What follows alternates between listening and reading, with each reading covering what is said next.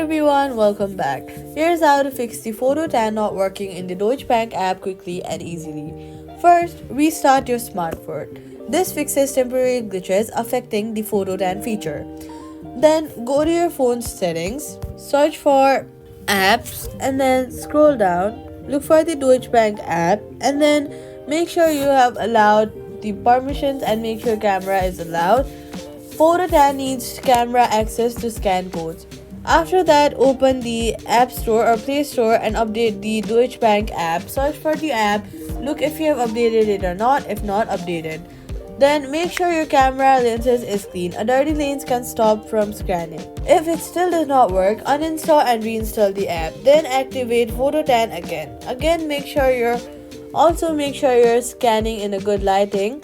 That's how to fix the Deutsche Bank photoTAN not working. Like and subscribe for more banking fixes.